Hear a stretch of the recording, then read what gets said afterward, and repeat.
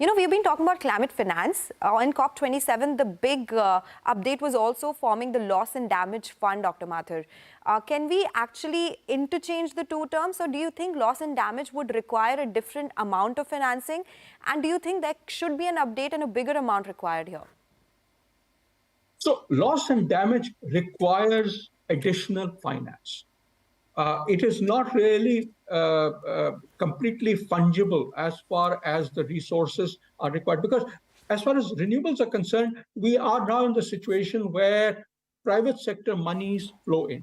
The loss and damage fund, initially at least, will continue to be a government invested fund. So various governments across the world will need to fund that things. And the developed countries will have to take the lead. I mean, after all, they are the reason why we are in this stage where we need a loss and damage fund. We are therefore looking very, very carefully at COP28 and hoping that the loss and damage fund becomes funded in the years to come. That continues to be the debate, I would say. The finances around here, yes, we need to fight climate change, but who would fund it has been the biggest question all the time as well. So this 1.5 degrees target, is this achievable? What is the consensus saying? Because there have been a lot of questions there as well. I'm speaking as myself. I am very, very cautious, very doubtful actually, whether we'll meet the 1.5 degree target. I think we have lost it. The world has not focused. The developed country reductions that we expected are not occurring. The focus on coal, the focus on gas, particularly after the Ukraine gas crisis, has meant that we have seen an upsurge in the CO2 emissions. This is dangerous. What it essentially implies is that we will not be able to meet the 1.5 degree goal. Okay, all right. So that's not something nice to know as well, because that's been the focus, but still somehow, despite all the efforts that have been taken globally, you say that it might not be possible. So in that case, what are your plans at ISA, Dr. Mathur? What are the new updates or the new steps that you're taking? Any collaborations or partnerships that you would like to tell us about?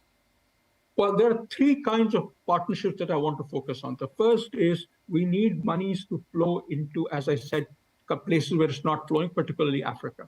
We have therefore created a global solar facility, which provides guarantees to help private sector money move into small projects in Africa, the projects you and I would like to see on top of our houses, solar mini grids, and so on.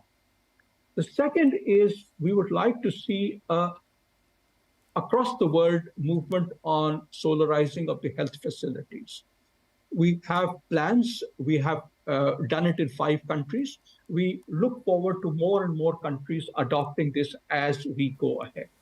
And the third goal is that we enable the large solar farms to become the source of electricity and the source of cost-effective electricity across the world. This is something that India has done extremely well, and we hope that the learnings from India could be taken to the world as well. Oh yes, absolutely. Take your point there. India has been spearheading the solar movement or the renewable movement as well. Some regulatory aspects that you can apprise us of which need some change, or the current policies, according to you, are enough to reach the targets that we have here? Well, as far as India is concerned, we need to ensure or need to accelerate the process in which the monies that are spent in building projects, the bank loans, can be very quickly turned around and changed with monies on bonds. So once you have operating assets, bonds can meet that money. This has started happening, but we need a platform to create bonds across the market so that your pension funds and my pension funds, Indian pension funds, can be used in this bond market. Now, what this would do is accelerate the velocity of money and therefore enable us to do more renewables, because 100 megawatts of coal costs 900 crore rupees.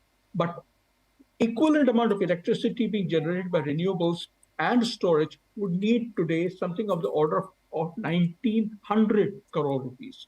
That's only possible if the velocity of money increases. Therefore, cost-effective and time-effective ways of moving this money becomes important. Globally, I would like us to see how we can create the kinds of platforms which enable this kind of change to help bring in more and more solar and wind, renewable energy and storage into the market. Okay, all right. So last question before I let you go, Dr. Mathur. Technology transfer, that is also something that has been in discussion apart from climate finance. Has that picked up, or there are still some contentions around that? Well, it is a contentious issue because this is an area in which technology is always developing. And therefore, you need tomorrow's technologies today. The good thing is that developing country companies, for example, in India, we have seen that companies are now purchasing startups which have gone into business manufacturing, for example, batteries which are a replacement for lithium-ion batteries, sodium-ion batteries, for example. We are also seeing that technology transfer is being met by outright purchases of technology from the developed world. But in general, in order to make this, I think we need pools of patents so that the technologies become available. They are obviously paid for, but they become available easily. So I think the focus on technology transfer in the climate negotiations has to continue. Okay, take your point completely, Dr. Mathur. Thank you so much for joining us with those valuable insights and telling us what's expected from this big event, and most importantly, whether we are going to achieve those targets or not. That continues to be the big debate. So thanks a lot for joining us today. Thank you very much, Sonal. It is a pleasure to be with you and with all the viewers. Okay, all right. With that, we'll take your leave on this edition of Climate Clock, but stay tuned for all the updates and all the coverage on COP28 as well.